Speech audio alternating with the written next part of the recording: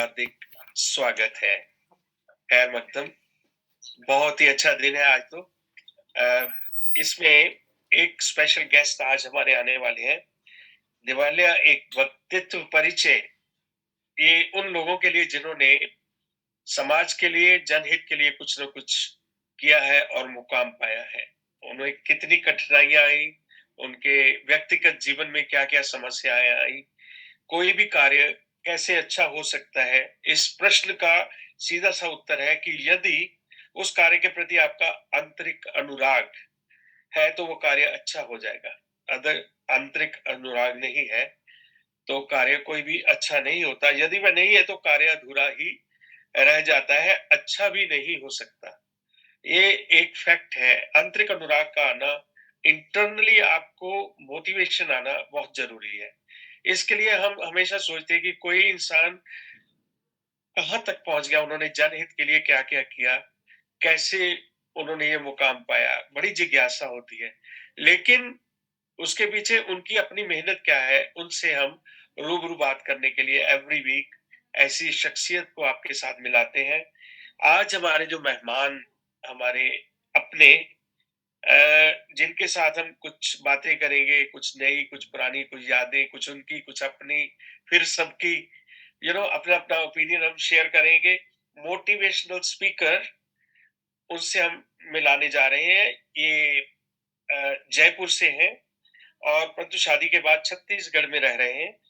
आपने कई लोगों की नकारात्मक सोच को सकारात्मक सोच में बदला है।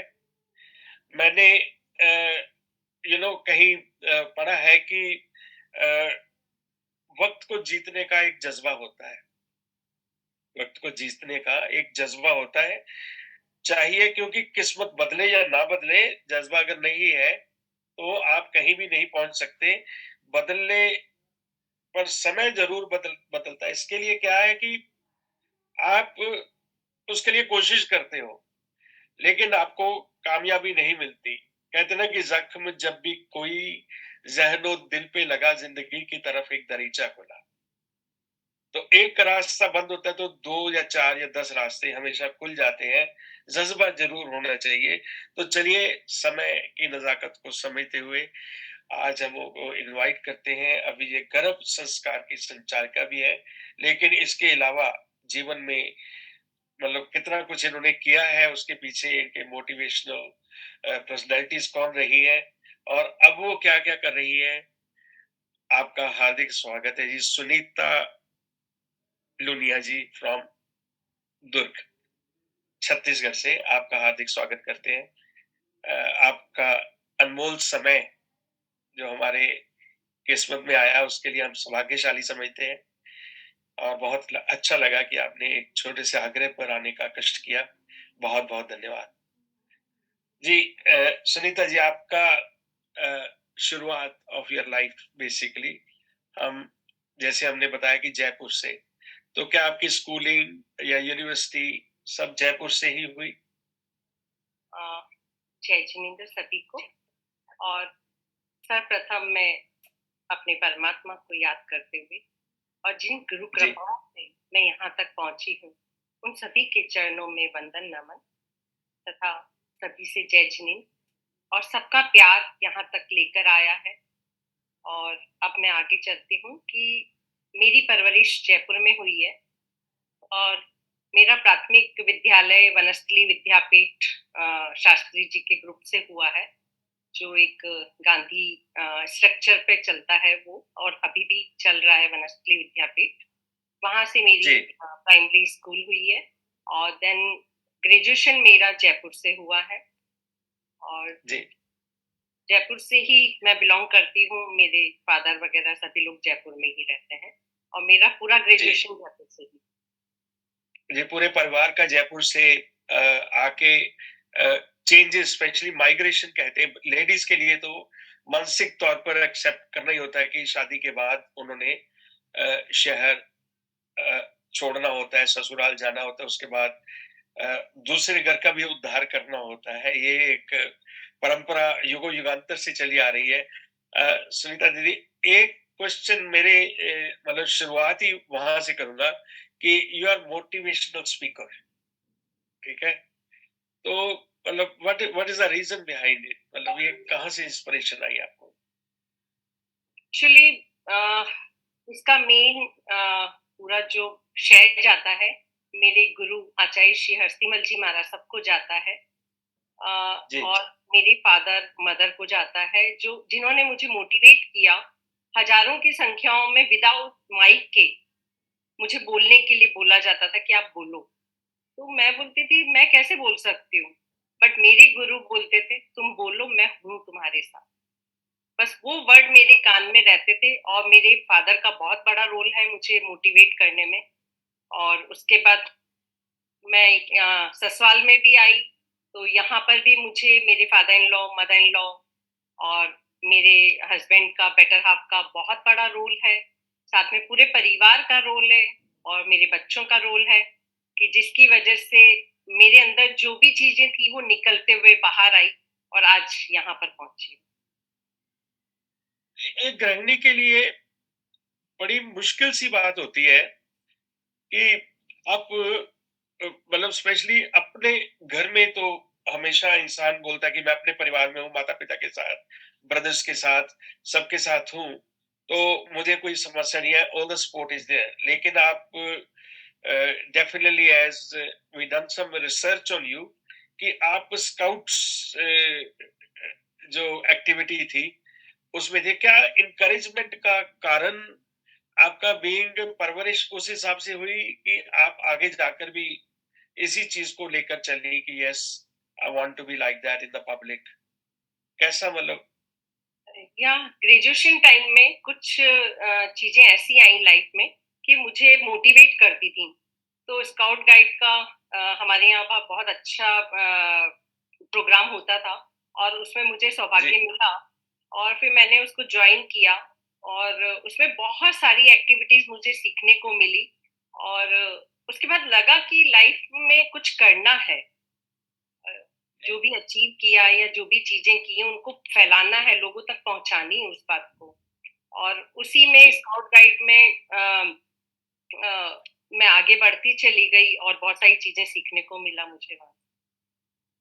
आगे बढ़ने का एक और हमें मतलब एडिशनल इंफॉर्मेशन कि आपको स्काउट्स में ही राष्ट्रपति अवार्ड से नवाजा गया, तो उसके बारे में कुछ हमारे जो सुनने वाले हैं जरूर शेयर कीजिए। जी हाँ। उसमें ग्रेजुएशन के दौरान ही जब स्काउट गाइड में गए तो 1988 में अ, राष्ट्रपति महामहिम आर वेंकट रमन सर से राष्ट्रपति अवार्ड मिला था। दिल्ली में जाकर राष्ट्रपति भवन में मिला वो अवार्ड। तो जी, स्काउट गाइड के लिए मुझे मिला था वो अवार्ड। जी, जी। तो इसमें आपकी क्या एक्टिविटीज होती थी उस गाइड में? उसमें एक्टिविटीज एक जंगल को कैसे अपना सुकून का घर बना सकते हैं, कैसे पहाड़ों से, कैसे छोटी-छोटी चीज़ों से हम कैसे अपनी गृहस्थी को आगे बढ़ा सकते हैं और बहुत सारी चीज़ें कि हम जनहित के लिए जनरल में हैं और कैसे किस चीज़ के सहयोग से हम लोगों के लिए काम कर सकते हैं। तो वहाँ पर जी, पेड़ पे चढ़ना, पहाड़ों पे चढ़ना और अंधेरे जंगलों में कैसे आप अपने आप को सेफ रख सकते हैं। वहाँ किसी को ज़रूरत हुई, इंजरी हो गई तो आप कैसे हेल्प कर सकते हैं। तो वो सब चीज़ें स्काउट गाइड में मुझे सीखने को मिली और मुझे आगे तक भी काम आया और अभी भी काम आ रहा है उन सब चीज़ों को सीख। इसमें आपके कोई क्वालिफाइड टीचर्स या एस्कॉर्ट वगैरह सब कुछ साथ होते थे पूरे ग्रुप में? या ग्रुप्स होते थे हमारे, छोटे-छोटे ग्रुप्स में जी, होते थे, लेकिन हम लीड करते थे। कहते हैं ना कुछ स्वभाव ऐसा होता है कि हमको लीड करना है, तो वो मेरा स्वभाव वहाँ से शुरू हो गया था कि मुझे लीड करनी है, कुछ भी चीज़, कोई भी ज़िम्मेदारी दी जा रही है, हाँ, मैं कर लूँगी। तो टीचर्स जी। का बहुत मोटिवेशन रहता था, साथ में ग्रुप्स जो रहते थे उनका रहता था कि वो मुझे कोई भी काम करने में हेल्प करते थे और फिर मैं हर काम को लीड करती चली जाती थी कि नहीं मैं ये कर लूँगी, ये कर सकती हूँ। आपका स्पोर्ट्स में भी रुझान रहा उस समय अपनी ग्रेजुएशन के टाइम में? हाँ, स्पोर्ट्स में था हमारा, काफ़ी टाइम इधर-उधर बैडमिंटन वगैरह में जाता था, बट फिर भी मुझे थोड़ा-सा सोशल वर्किंग में ज़्यादा इंटरेस्ट रहता था। तो उन दिनों में फिर हम अदर्स एक्टिविटी और ज़्यादा करते थे। जी।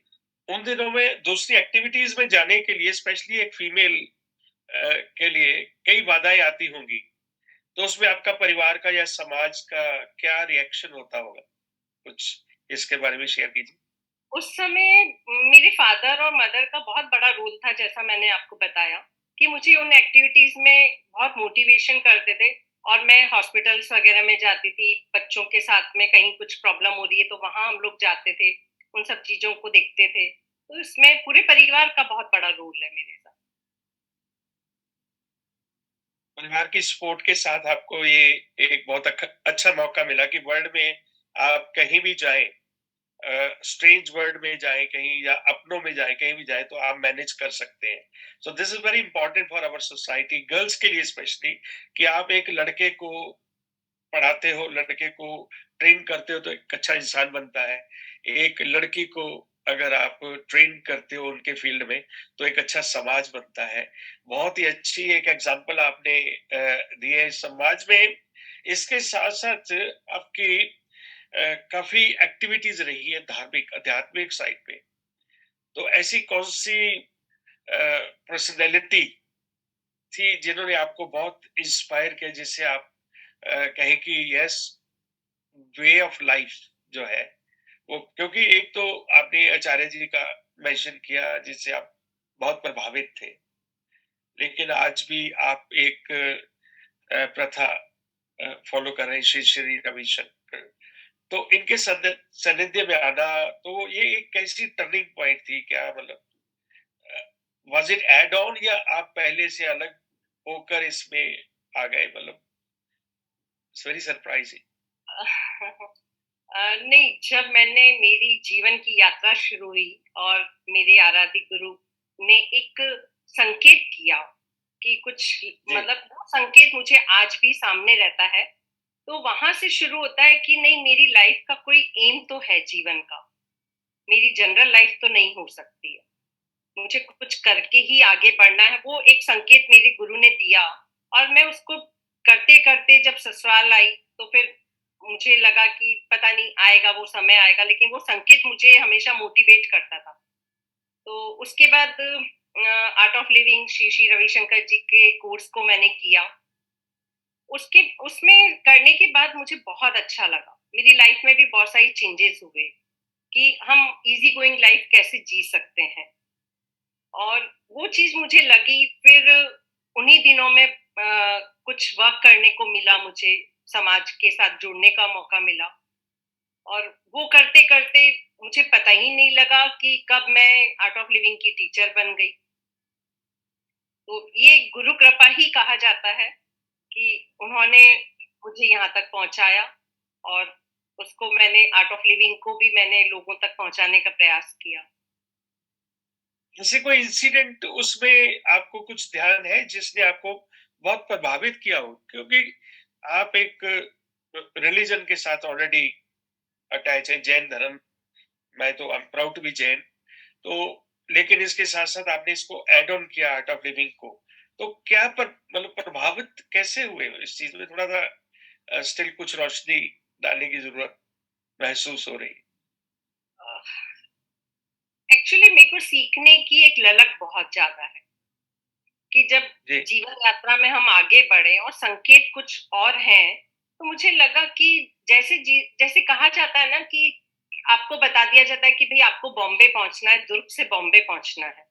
तो दुर्ग से जी। बॉम्बे की यात्रा में जो भी चीजें आती जा रही हैं और जो मुझे मोटिवेट कर सकती हैं, जो मुझे एक अपना एक नया रूप दे सकती है, तो वो जिज्ञासा की वजह से मैं हर पड़ाव पर रुकती हूँ, वहां से जो अचीव कर सकती हूँ वो अचीव करके, और जो लोगों तक बांटा जा सकता है।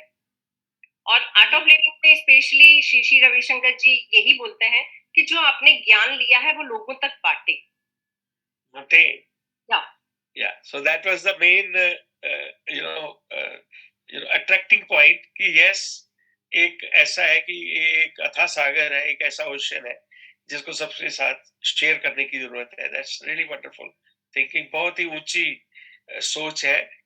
इसके साथ साथ आपने समाज की बात की है, परिवार की बात की है, या सराउंडिंग की बात की है। आप यूनिवर्सिटी से निकले, आपने जमाना देखा है। एक कैटेगरी आती है जिसमें हमने कुछ ऑब्जर्व किया आपके जीवन में कि आपने प्रिजन्स में जाके कैदियों के लिए सेवाएं, निःशुल्क सेवाएं प्रदान करने का भी एक जो फैसला लिया था, वो शादी के बाद या शादी से पहले? एक तो पहला सवाल तो मेरा ये है, उसके बाद मैं सेकंड वन पे जाऊंगा। It's very interesting honestly. जी। ये जो जेल का काम था वो मैंने शादी के बाद ही किया। और जी। जब मैं आर्ट ऑफ लिविंग से जुड़ी, उसके बाद मुझे सेवाओं करने का मौका मिला। तो जी। एक बार ऐसे ही उधर से गुजरते हुए मुझे मन हुआ कि क्यों नहीं मैं जेल में जाके कुछ सेवा कर सकूं। जी। इस बात को मैंने अपने सीनियर्स के साथ रखा। उन्होंने इस बात को सहाया कि नहीं, कर सकती हो, क्यों नहीं कर सकती हो। फिर मैंने अपने परिवार वालों से भी पूछा, तो बोले कर सकती हो, कोई प्रॉब्लम नहीं है। तो वहां मुझे बहुत जी। टाइम बिताने को मिला। कैदियों जो भी कहा जाए तो वो एक एंजाइटी या कुछ ऐसी परिस्थितियां हो जाती उनके साथ कि वो कार्य करना नहीं चाहता, हो जाता है। तो राइट। तो वहां तो जाकर ये देखने को मिला कि कुछ लोग वाकई में नादान होते हैं, कुछ परिस्थितियों के मारे होते हैं। तो ऐसे में जी। हमें लगा कि हम उनको कुछ कैसे उनकी एंजाइटी को कम कर सकते हैं, क्योंकि उनको वो समय तो वहां निकालना ही पड़ेगा जितना समय जी। उनके लिए किया गया है, लेकिन अच्छे व्यवहार को कैसे चेंज कर सकें वो अपने आप को। जी। या तो इसका मतलब आपने अ, पापी को नहीं, पाप को फिनिश करने की कोशिश की है इस माध्यम से, या इफ आई एम नॉट उनके रॉन्ग। अच्छे व्यवहार को आगे लाने का प्रयास, क्योंकि सभी के तो अंदर बहुत अच्छे गुण होते हैं, लेकिन एकाध गुण की वजह से उनके बाकी गुण को सराहाया नहीं जाता है या देखा नहीं जाता, अनदेखा कर दिया जाता है। जी। तो जी। वहां पर कोर्सेज करवाने का मुझे बहुत मौका मिला। आर्ट ऑफ लिविंग के जी। कोर्सेज करवाए हमने, और भी कई कार्य करवाए, सत्संग करवाए, वहां पर पूजा करवाई। तो बहुत जी। अच्छा एक अनुभव रहा वहां का मुझे।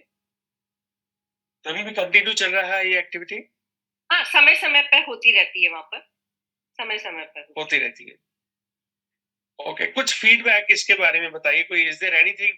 क्योंकि कैदी का नाम सुनते ही डर लगने लगता है कि ये कमिटेड है, इसको सजा हुई है, क्या ये समाज में वापस आ सकेंगे? यू नो, फिर हम इतिहास पढ़ते हैं या गुरुओं से बात करते हैं, तो वो कहते हैं कि जो सिन कमिट करते हैं, आप उनसे नफरत मत करो, उनका जो सिन है आप उससे नफरत करो, जो पाप किया है उससे नफरत करो। तो क्या कोई ऐसा फीडबैक आपकी इंटरनल अनुभूति, जो सुख अनुभूति, इसके बारे में कुछ शेयर कीजिए। है।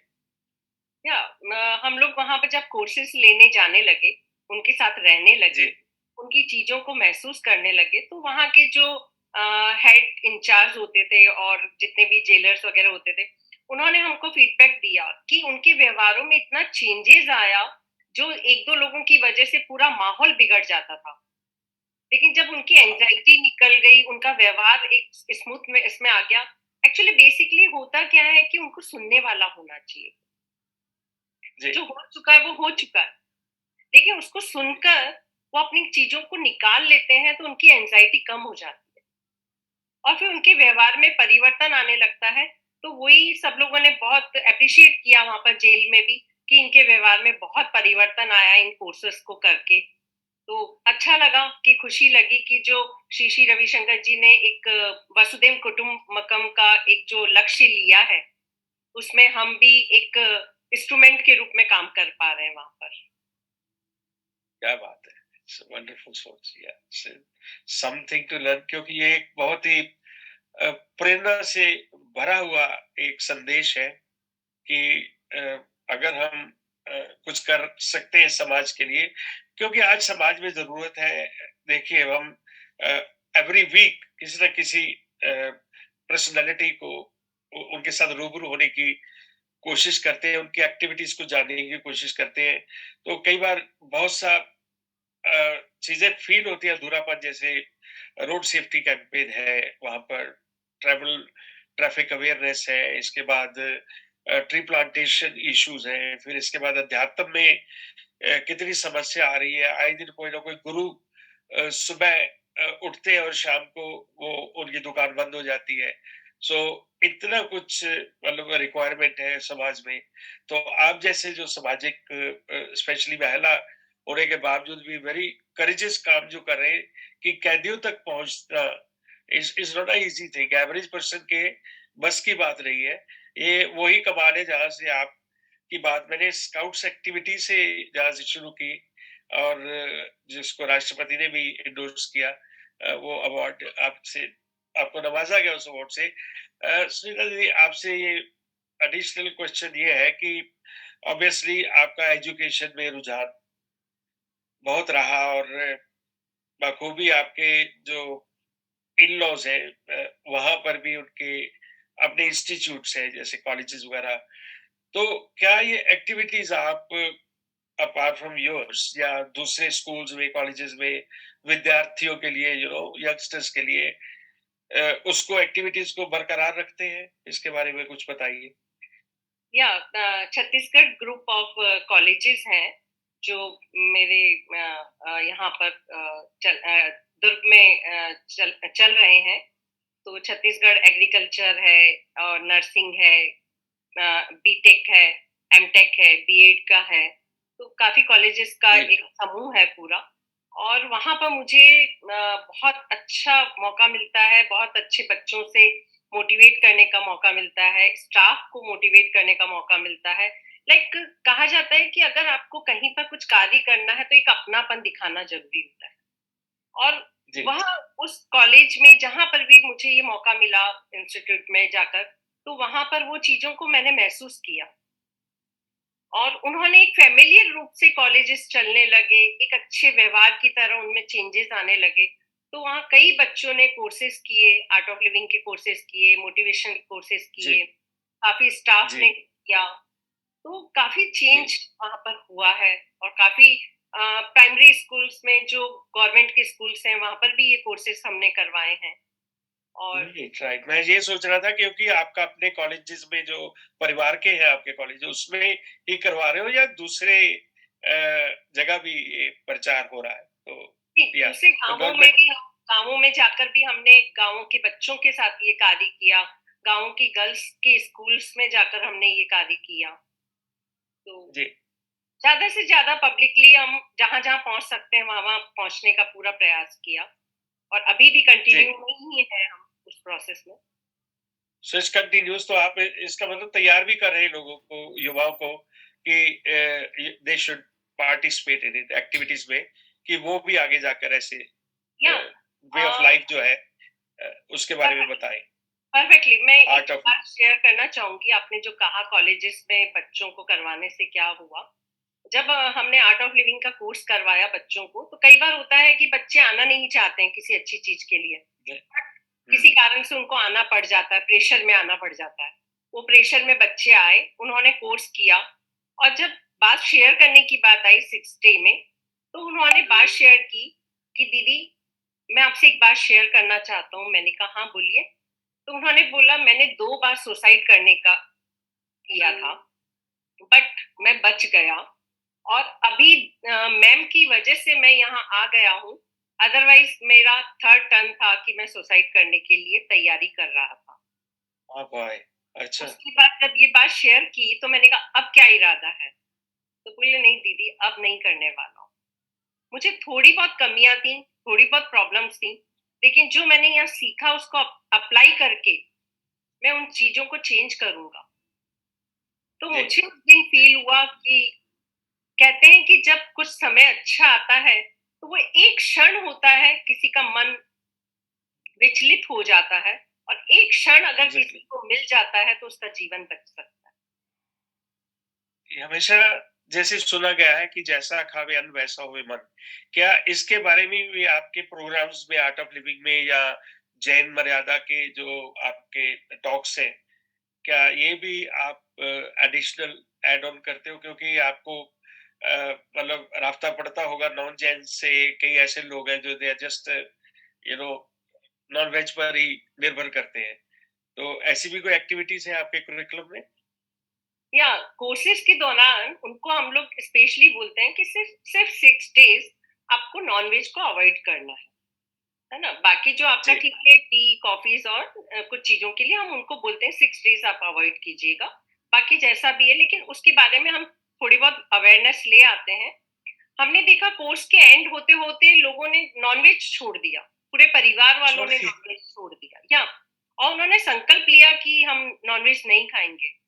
जबकि क्या उनका बात पूरा है! परिवार खाता है, बट उन्होंने कहा कि हम आगे भी लोगों को कन्विंस करेंगे और उन्होंने उसी समय छोड़ दिया कि हम नॉनवेज नहीं खाएँ। ये एक सामाजिक कुरीतियाँ है जी, non veg and alcohol and drugs, smoking, जिससे पूरा हेल्थ के ऊपर तो प्रभाव पड़ता ही है, पोल्यूशन वातावरण के ऊपर, और इसके साथ-साथ परिवार के ऊपर, और हमारी जो मानसिक मनोवृत्ति, जो शांत स्वभाव की है मनुष्य की, उस पर भी इसका वो बहुत ही बुरा असर पड़ता है। तो इसके लिए जो आप काम कर रहे हैं बहुत ही अनुमोदनीय है। एक सवाल मेरे मन में हमेशा उठता है, सवाल तो बहुत है दीदी, आज मिलियंस ऑफ क्वेश्चंस, लेकिन मैं आपसे कुछ सीखना चाहता हूँ। मेरा एक हमेशा क्वेश्चन होता है अपने आप से कि रस्सी का सिरा कहाँ है? संतुष्टि, जहाँ आपको संतुष्टि मिल जाए, है ना? हम इंसान की नेचर है कि 1 है तो 10 की तमन्ना, 10 है तो 100 की तमन्ना, 100 है तो 1000 की तमन्ना। जो मिलता है वो रहता नहीं, जो रहता है वो अच्छा नहीं लगता, है ना? जो अच्छा लगता है वो हमारे पास ही नहीं है। तो ये ऐसा कुछ हो गया। आपको संतुष्टि, कोई ऐसा मुकाम बताइए जहाँ आपको अपने इस कार्यकाल में संतुष्टि मिली?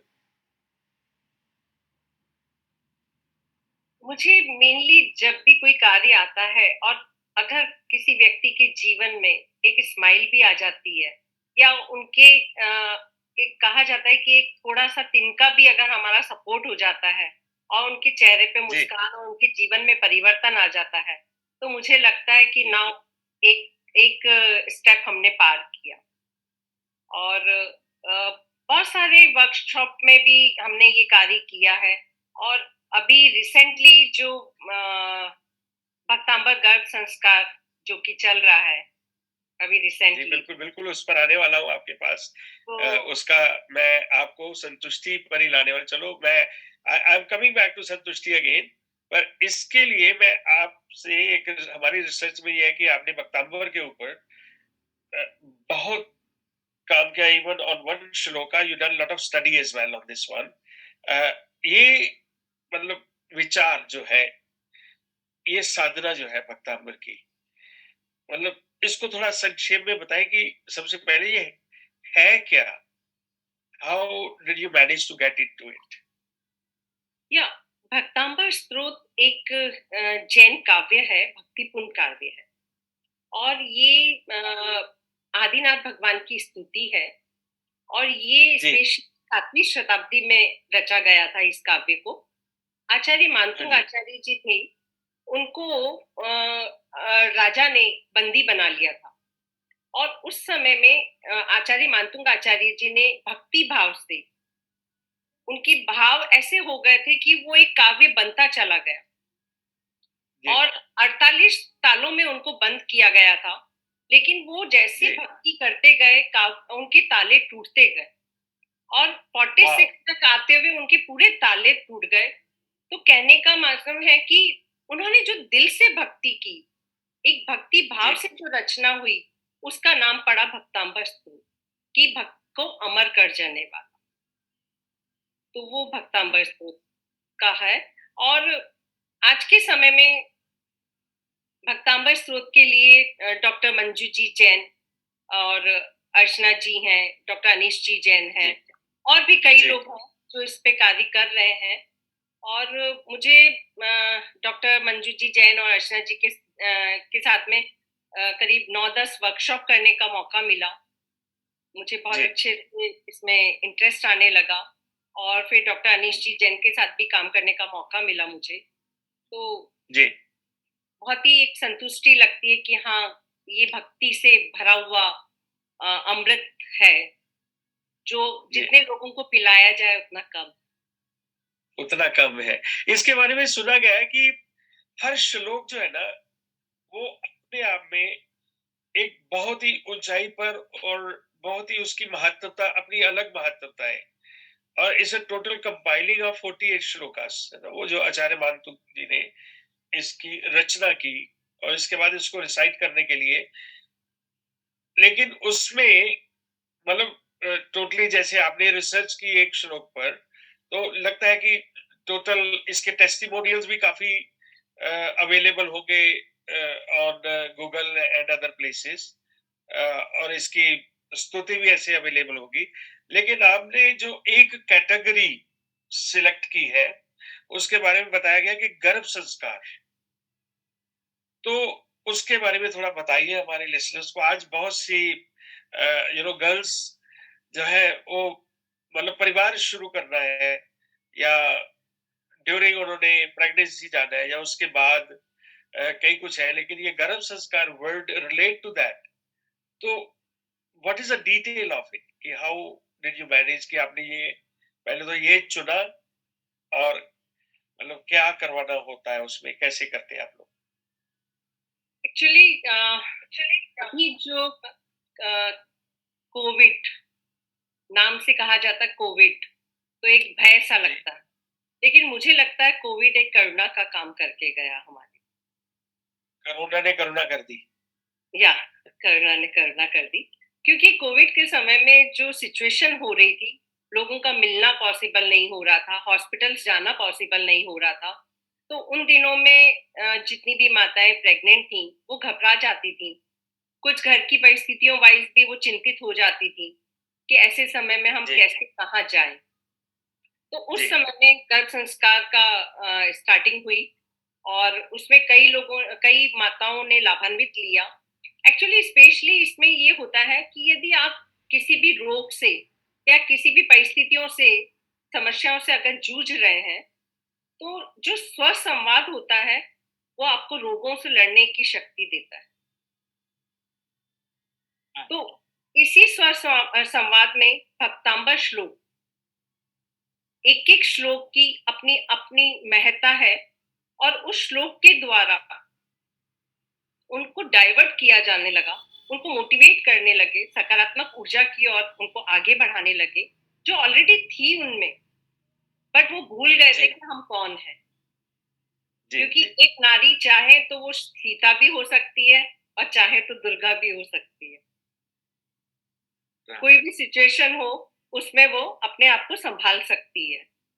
तो इसी जी प्रकार से कुछ चीजों को लेकर भक्तांबर गर्भ संस्कार शुरू हुआ। राइट।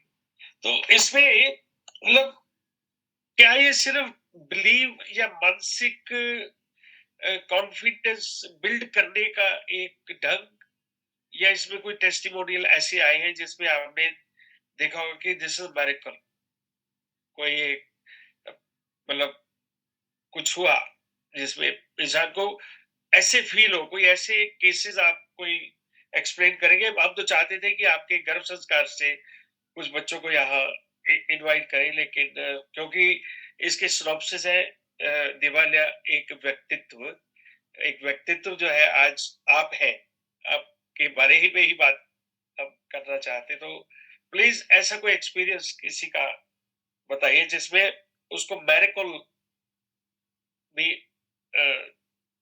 आज ट्रस्ट बन गया लोगों का कि यस, जो दिखता है उस पे ट्रस्ट करो, यू नो। या धारणाएं तो बहुत है। एग्जैक्टली। इसमें जैसे जैसे श्लोक पढ़ते गए बच्चे, और कई बच्चों के साथ में ऐसा हुआ कि 8-10 साल हो गए, 12 साल हो गए, 15 साल हो गए, वो कंसीव नहीं कर पा रहे, और या जी आईवीएफ के लिए जा रहे हैं, आईयूआई के लिए जा रहे हैं, तो वो सक्सेस नहीं हो पा रहे थे। तो हाँ, वैसे बच्चे हमारे साथ आने लगे, जुड़ने लगे, उनसे बातें होने लगी। तो उन्होंने फिर एक आदिनाथ प्रभु के प्रति, भक्तांबर जी के प्रति आस्था, विश्वास और समर्पण दिखाया, और जी उसके बलबूते पे उन्होंने एक एक श्लोक की साधना करना शुरू किया। और इसमें उनका बहुत बड़ा रोल होता है, जो इनका डिवोशन होता है वो कार्य कर ले जाता है। तो जैसा जी, कहा जाता है कि एक ही चीज को बार बार दोहराने से अवचेतन मन में वो इफेक्ट करता है। तो पहले क्या होता था कि कोई भी सराउंडिंग में जो लोग होते हैं वो बोलते हैं अच्छा इतना टाइम हो गया, ऐसा हो गया, तो वो उनके माइंड में चलता रहता था, वो दोहराते रहते थे।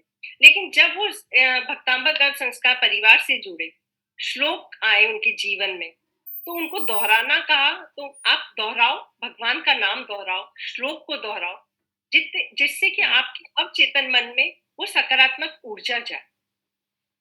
और वो सकारात्मक ऊर्जा इतनी ज्यादा उनको इफेक्ट की कि उनका ट्रीटमेंट हुआ, या जो भी नॉर्मल में भी उन्होंने 8 साल के बाद कंसीव किया, और अभी जी। बच्चों को उनके जीवन में आनंद में किलकारियां गूंज रही हैं। तो क्या बात है! क्या बात इस प्रकार से कई है! माताओं ने इससे लाभ प्राप्त किया है, भक्तांबर स्त्रोत से काफी लाभ प्राप्त किया है। So basically they gain their cosmic energy जो उनमें पॉजिटिव एनर्जी आने से भक्तांबर में इन्वॉल्व होने के बाद ये जो मेरिकल हुए हैं आपके सेशन के माध्यम से बहुत ही अनुमोदनीय कार्य करते हैं क्योंकि किसी परिवार के आंगन में किलकारियां गूंजने लगे तो इसकी क्या अनुभूति होती है it's very you know hard to explain it's a wonderful subject जो आपने जो सिलेक्ट किया है कोई देखो कैंसर से पीड़ित है डॉक्टर्स अपना काम कर रहे हैं तो हमने सुना है कि शुरू का कोई नंबर है 45 को आप पढ़ते हैं तो सुकून मिलता है और उसमें भी कई लोगों ने रिवाइव किया या कोई ऐसी मानसिक परेशानी है या कोई लीगल इशू है कुछ भी चीज है उसके लिए इसकी तरफ लोग जाते हैं इसके लिए आपके ग्रुप्स में हीलर्स भी होंगे लेकिन आप अपने पर्सनल लेवल पर जो मैं बात पूछना चाहता हूँ कि because it's a Jain oriented Bhaktamar Stotra ठीक है पर्सनल लेवल पर वुड यू सजेस्ट कि नॉन जैन या वर्ल्ड में कोई भी आए तो उसके लिए कोई हार्ड एंड फास्ट रूल सबके लिए वेलकम नहीं, ये ग्रुप है भक्तांबर गर्भ संस्कार। भक्त को अमृत अमृत देने वाला, वो कोई भी माता हो सकती है, वो कोई दिव्य माता कोई भी हो सकती है, जो दिव्य संतानों को जन्म देकर एक दिव्य समाज का निर्माण करने के लिए। तो सभी को दिव्य संतानों की आवश्यकता होती है, चाहे कोई भी प्रांत हो, कोई भी जगह हो, कोई भी धर्म हो। यहाँ धर्म जी मैटर नहीं करता है, यहाँ दिव्य संतानों को लाना और एक सुसंस्कारिक संतानों को लाना। तो यहाँ जी पर स्पेशली सभी को हम सभी लोग ज्वाइन कर सकते हैं। और यहाँ तक कि अभी बीच में हमारे साथ में महेश्वरी थे, राजपूत थे, पंजाबी और अदर कास्ट से भी थे। तो कास्ट मैटर नहीं करता है, एक माँ बनना और एक शिशु को लाना ये महत्व देता है। So no terms and condition only remain vegetarian yes, vegetarian, yes. वो ऑटोमेटिकली हमको छोड़वाना नहीं पड़ता है, हमको जी याद नहीं दिलाना होता है कि आप यहाँ आए हो तो ये छोड़ना होगा। नो, हम सिर्फ उनसे एक नहीं दो दिन, 2-3 दिन उनसे बात करते हैं, तीसरे चौथे दिन वो ऑटोमेटिकली सात्विक जीवन में आ जाते हैं। खुद ही हमको छोड़ नहीं देते याद है क्या कि किसी बात है को, हमको याद नहीं है कि किसी को हमको कहना पड़ा कि आप जैन नॉन वेज खाते हो या नहीं खाते हो या कुछ है। नो, वो ऑटोमेटिकली वहां की वाइब्रेशन से, एक दूसरे के मोटिवेशन से, ऐसा हमको कहना ही नहीं पड़ा कि आप ये चीज यूज नहीं करो या नहीं करना चाहिए। आज तक मतलब अप्रोक्सीमेटली जब से आपने ये शुरू किया है अप्रोक्सीमेट मतलब नंबर्स तो ऑब्वियसली जब आप सेवा करते हो तो एक बहता पानी है पूरा ओशन है ये एक समुद्र अथाह सागर कितनी बेटियां इससे लाभान्वित हो चुकी है अप्रोक्सीमेटली काउंटिंग तो नहीं है, लेकिन हजारों माताएं इसमें लाभान्वित हो चुकी हैं और हो रही हैं, क्योंकि कोविड के समय में ये ज़ूम के द्वारा जुड़ने का बहुत अच्छा सौभाग्य हम सबको मिला, और इससे जी कई माताओं ने लाभ लिया और अभी भी ले रही हैं। तो हजारों माताएं अभी अपने शिशुओं को ला चुके हैं, आदि कुमार और आदि कुमारियों को ला चुके हैं। क्या बात है क्या बात है बहुत ही अनुमोदनीय कार्य कर रहे हैं।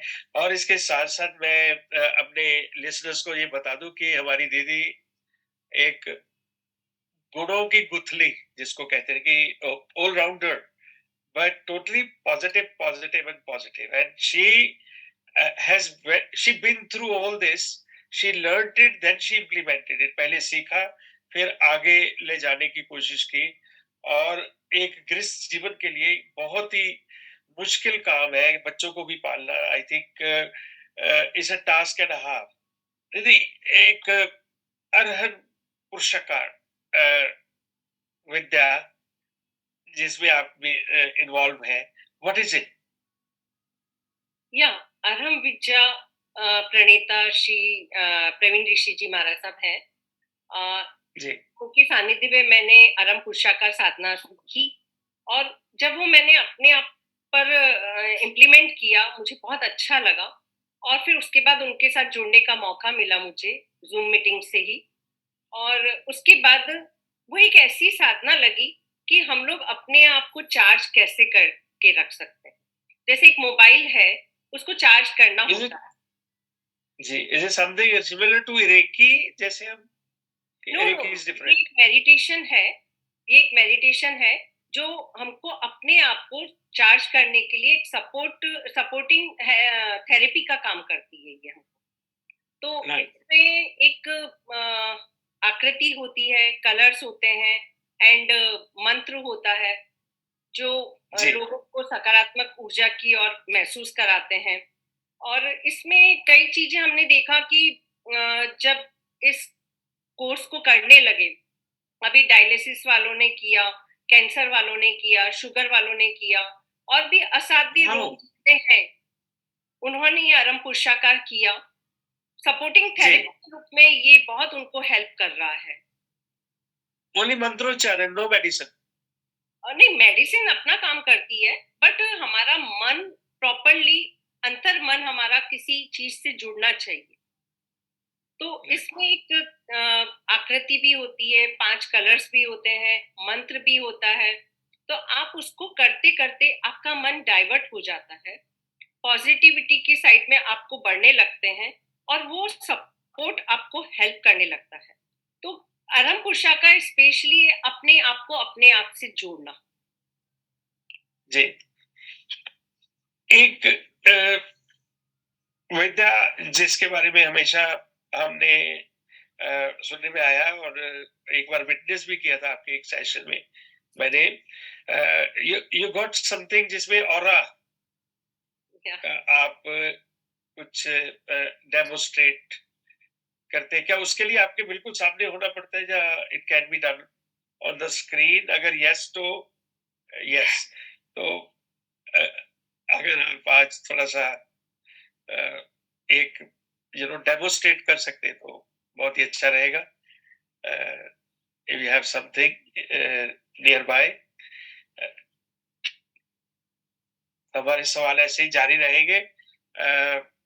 आज हमारी बातचीत हो रही है श्रीमती सुनीता लूनिया, सुनीता जैन, सुनीता दीदी, जिनसे मतलब परिचय करना एक सौभाग्य की बात है। तो इनके साथ बात करके जो मजा आ रहा है, आज हमें जीवन जीने की कला मिल रही है। सो आई एम रेडी। पहले इसके बारे में बताइए कि ये है क्या? या दिस इज ऑरा स्कैनर। एक समय था कि बचपन से जैसे हम मंत्र तो करते आए हैं, पॉजिटिविटी भी करते आए हैं, लेकिन एक खुद के माइंड में ही क्वेश्चन चलता था, यार ये कैसे इफेक्ट करता है। क्योंकि कहते हैं ना कि चमत्कार को नमस्कार है। तो उस चीज को मैंने महसूस किया, और फिर ऑरा स्कैनर से करना शुरू किया कि हमारी बॉडी में 7 लेयर्स हैं, 7 चक्रास हैं, जी जो भी चीजें हैं, हमारा ऑरा है, तो वो कितना इफेक्ट करता है मंत्रों के द्वारा। तो उसको जी एक देखने का नजरिया चेंज होता है, पब्लिकली भी, हमारा खुद का भी होता है।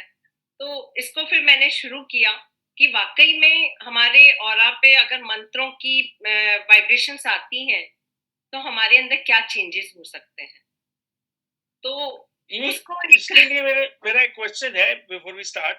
ये क्या यंत्र 21वीं सदी की इन्वेंशन है कि युगो युगांतर से कुछ ना कुछ और भी इसका मतलब ऋषि मुनि भी कोई इसको यूज किसी और ढंग से एग्जैक्टली करते थे। ये पुराना ही है, पुराने समय का ही है, लेकिन अभी नई टेक्नोलॉजी के साथ में नई चीजें चेंज हो गई हैं। नहीं तो पहले के लोग ओके बहुत अच्छे से उसको चेक कर लेते थे, हाथों से चेक कर लेते थे, बट हम इंस्ट्रूमेंट के द्वारा हाँ करने लगे हैं। तो ओके। या तो आम आदमी के लिए ये बेटर है कि इंस्ट्रूमेंट है तो एक बार हो जाए। तो किस पोस्टर में बैठना होगा मुझे? या इजी वे में आप आराम से बैठे जी जी। जी। Possible okay right.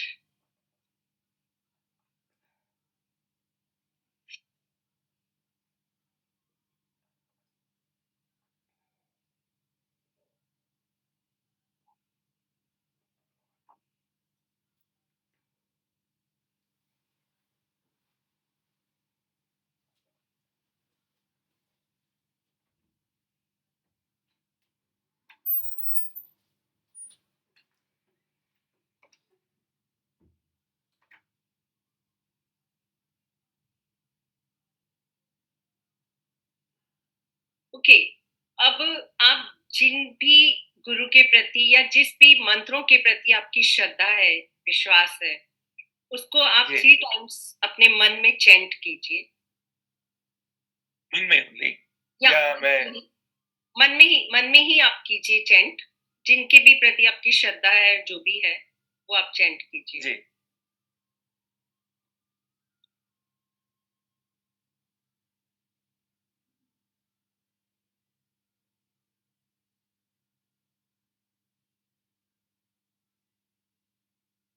आपका जब हमने ऑरा चेक किया, उस समय जी आपका 50% ठीक है, बट आपने जब अपनी चेंट किया, उसके बाद अभी आपका position 360 degree fully charge, fully charge. क्या बात है। तो मीन्स कि जो आपने मंत्र को चेंट किया, वो आपकी एनर्जी। जी हम एनर्जी को राइट बाहर ढूंढने जाते हैं, लेकिन जो हमारे मंत्र है वही हमारी पावर बन जाती है, और वही हमको जी सकारात्मक ऊर्जा प्रदान कर देती है। जी जी जी।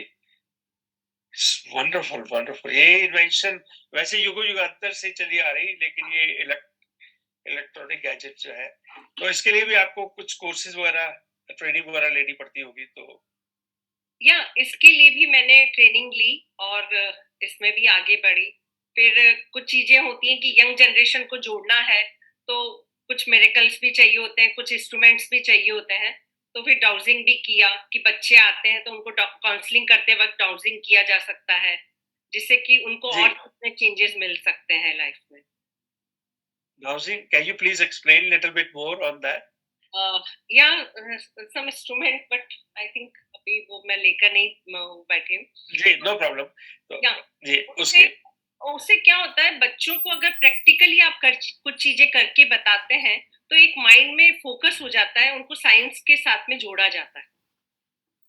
राइट बच्चे काउंसलिंग के लिए आते हैं तो कोई चूज करना होता है सब्जेक्ट वगैरह, तो वो गाइडेंस के लिए उसमें उनसे हेल्प मिल जाती है सपोर्टिंग थेरेपी के रूप में। जी जी। तो बच्चे ये सब सेवाएं आप निशुल्क करते हैं? या ये सब सेवाएं निशुल्क करने का भाव रहता है मुझे, कि परमात्मा ने हमको क्या सब बात। कुछ दिया है। ये सब परमात्मा की ही कृपा है कि एक इंस्ट्रूमेंट के रूप में हमको उपयोगी समझा और ये कार्य करने का मौका दिया मुझे। क्या बात है। तो अभी देखिए नाउ, आपने अपनी पूरी जर्नी के बारे में बात संक्षेप से बात की। वैसे तो मैंने बहुत कुछ मिस भी कर दिया होगा, बट मैं सवाल ये पूछना चाहता हूँ कि आपको कहीं समस्याएं आई इन चीजों में इन्वॉल्व होने पर? परिवार में, फ्रेंड सर्कल में, बच्चों के साथ, हस्बैंड के साथ या संतों के साथ, क्या कोई रुकावटें, कोई ऑब्स्टिकल्स ऐसे भी कभी आए, कभी सामना करना पड़ा? हाँ, कई बार आए, लेकिन ये जो अवेयरनेस बढ़ती गई, जैसे जैसे जर्नी आगे बढ़ती चली गई, बहुत कुछ सीखने को मिला, सभी गुरु भगवंतों से बहुत कुछ चीजें अवेयरनेस आई। तो जब भी कोई समस्या आने लगी तो उसके पीछे लगा कि नहीं, इसका समाधान है, और समाधान का कारण क्या है वो मुझे मोटिवेट करने लगा। समस्या है तो समाधान निश्चित है, और समाधान का कारण निश्चित है, तो उसको समझा तो वो लेट गो करने लगे और इजी गोइंग हो गई लाइफ की चीजें हैं, लेकिन उसको कैसे लिया जा सकता है वो सीखने को मिला मुझे। तो आपका जो जुनून वफा था, जिसके लिए मैंने अपनी कलम की गुस्ताखी करी है कि सख्त हालात के तेज तूफान में गिर गया था हमारा जुनून वफा। तो जब वफा का जुनून था, वो चिराग को ही बुझाने वाला, मतलब ऐसा कोई हालात नहीं आया है कि आपको लगे कि मैं स्टेप बैक ले लूं, ये मेरे आगे ऑब्स्टिकल्स आ रहे हैं। कभी ऐसा हुआ या हिम्मत करके आगे बढ़ते गए? नहीं, कई बार फैमिली वाइज मैं अपना ही सोचती थी कि नहीं, मुझे अभी रुकना चाहिए, अभी कुछ और देखना है, ये देखना है।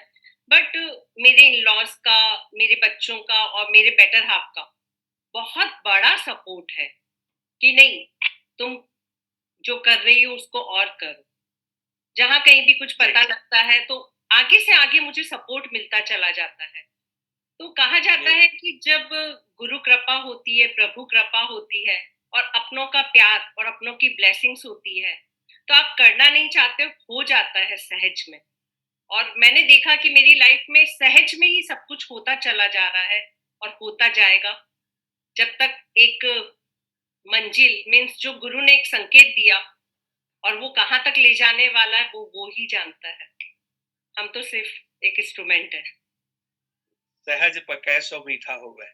तो बहुत ही बढ़िया आपने सहजता के साथ इसका बहुत नीटली आंसर दिया। आज हमारे बीच हमारे जो संयोजक है मंजरी दीदी, वो तो है, लेकिन मैं चाहूंगा जो हमारे आयोजक है दिवालिया एक व्यक्तित्व से, व्यंजना दीदी, वो कुछ दो शब्द कहे before I sum up everything. तो व्यंजना दीदी, आप, अ, जी, आपका हार्दिक स्वागत है। और बहुत अच्छा कार्य जो है एवरी वीक हम कर रहे हैं, उसके लिए आपको भी बहुत बहुत अनुमोदना। सुनीता दीदी के लिए आप क्या कहना चाहेंगे?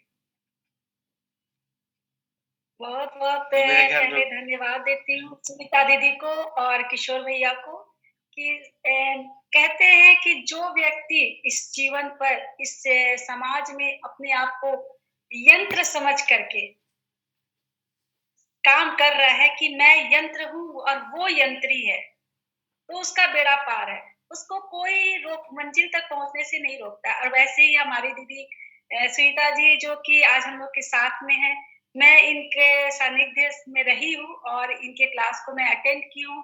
बहुत ही सुंदर इनका क्लास होता है, सेशन जो चलाती हैं महिलाओं के लिए, वो बहुत खूबसूरत होता है। वास्तव में जो जैसे कहा जाता है ना कि कहीं दीपक जलता है तो उसका प्रकाश छिपाए नहीं छिपता। तो वैसे ही हमारी एग्जैक्टली। सुनीता जी है, इनकी रोशनी चारों तरफ फैल रही है और फैलती जाएगी, क्योंकि जो अच्छा काम करता है, जो अच्छा कर्म करता है और पूर्ण समर्पण भाव से, बिना स्वार्थ से। एक होता है कि हम बिज़नेस कर रहे हैं, तो वो चला जाता है, आया गया खत्म हो जाता है, लेकिन जो उसी चीज़ को सेवा भाव से करता है, वो तो युग-युग तक इस सृष्टि में रहता है। कहते हैं जैसे सुनीता जी बता रही थी कि हमारा जो ऑरा के विषय में ये बता रही थी, वास्तव में एक व्यक्ति, एक पर्सनैलिटी की एक एक वो उसका ऑरा बहुत काम करता है। तो इनके सानिध्य में आने पर वास्तव में इनका जो ऑरा है, उसके भीतर जो आ जाता है, वो पॉजिटिव होके जी, निकलता है। पूरी नकारात्मकता उनकी, पूरे गलत विचार पूरे बाहर निकल जाते हैं। तो जहाँ गलत विचार निकल जी, गया तो बीमारी अपने आप खत्म हो जाएगी। स्वाभाविक अपने है, आप ठीक हो कैंसर जाए। कोई वहाँ पे, जी, कैंसर जैसी चीज़ वहाँ पे रह नहीं सकती जहाँ हम प्योर हो गए मन से।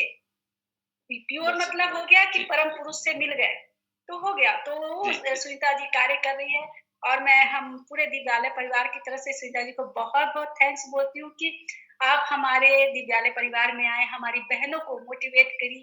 आपके शब्द, आपकी पर्सनैलिटी हर दिशा में जो कार्य कर रही है, उससे हम लोग आज रूबरू हुए, तो ये हम लोग के लिए बहुत सौभाग्य की चीज़ है। मैं तो आपकी एक ही रूप को देख रही थी। लेकिन आज आपके कई व्यक्तित्व से हम लोग परिचित हुए, ये हम लोग के लिए सौभाग्य की बात है। ये जो परिचय आज आपका मिला, उससे आपका ओहदा जी, और ऊँचा हो गया। हम लोगों की नज़र में जी। और ऊँचा हो गया। बहुत-बहुत थैंक्स है थैंक यू। आपको आने के लिए और किशोर भैया को अपना साथ देने के लिए बहुत-बहुत थैंक यू। Thank you. मैं इसके साथ साथ ऐड ऑन कर दूं कि ये सारा श्रेय इनके आंतरिक अनुराग को जाता है, जो अंदर से अनुराग जो हुआ, इनको इंटरनली फीलिंग आई। यदि कार्य के साथ भीतर का जुड़ाव ना हो, किसी भी कार्य के साथ अगर भीतर का जुड़ाव ना हो, तो क्रिया होगी, ऊर्जा का अभिषेक नहीं होगा। You know, you have to be internally awaken. और इसके साथ साथ ऊर्जा विहीन बीज अंकुरित नहीं हो सकता, ये हम सबको पता है। उसके बिना आप कोई प्लांट की आशा कर ही नहीं सकते। और उर्वरा भूमि, जल का सिंचन, ये सब जरूरी है उर्वरा भूमि में। जब और वो कैसे होगी, जहां आपके इंटरनल आवाज आएगी, यस ये काम मैंने करना है। तो उसके लिए मैं बहुत बहुत अनुमोदना करता हूँ। सुनीता दीदी, फाइनली हमारे लिसनर्स ने आज आपको सुना, उनको आप क्या संदेश देना चाहेंगे? यही कि जब भी आपके अंदर से एक आवाज आती है तो उसको आप जी। फॉलो करो, और कोई भी प्रॉब्लम्स का समाधान है, हमें रुकना नहीं चाहिए। हमारी जो यात्रा है उसमें आगे बढ़ते चले जाना चाहिए। हम सोचते हैं कि हम कर रहे हैं, ये हमारी गलत फहमी है। करने और कराने वाला ऊपर वाला और गुरु होता है, हम तो सिर्फ एक माध्यम होते हैं। तो जब हम आस्था, विश्वास, समर्पण के साथ अपने आप को छोड़ दें कि नहीं, जो होना है वो होगा, परफेक्टली होगा मेरे साथ, तो वो एक विश्वास और बिलीव हमको हर प्रॉब्लम से बाहर निकाल देता है। तो कहीं रुके नहीं, कहीं पर भी कुछ मोड़ मोड़ आता है, गुरु का सानिध्य लें, प्रभु की भक्ति करें और आगे बढ़ते चले जाएं। और जो आपका एक्सपीरियंस है वो लोगों के साथ बांटें, कि आपने जो भी अचीव किया वो लोगों तक पहुंचे, जिससे कि अगर एक के चेहरे पर भी आप मुस्कुराहट ले आए तो लगेगा कि जी। हाँ, कुछ सृष्टि के कुछ हल्का सा कुछ काम आ सके हम। तो सभी गुरुओं की यही इच्छा है और प्रयास रहता है कि जो भी आप है वो लोगों तक जी। बांटे। जितना हम बहुत बांटेंगे बहुत उतना हमारा बढ़ता चले जाता है। और करने और कराने वाला तो वो ऊपर वाला ही है, हम तो सिर्फ। थैंक यू वेरी मच, बहुत बहुत धन्यवाद। आपने संक्षेप में बहुत ही नीट आंसर दिया, और इसके लिए स्पेशली ऐड ऑन कर दूं कि बाहरी निमित्त से कभी कुछ नहीं हो सकता, एक्सटर्नल से इंटरनली आंतरिक अनुराग का होना बहुत जरूरी है। आज विषय एक के बाद अनेक विषय के बारे में बात हुई, इनके व्यक्तित्व की, जैसे कि आपको अभी वंदना दीदी ने बताया, काफी सारी चीजें आज हमें पता चली।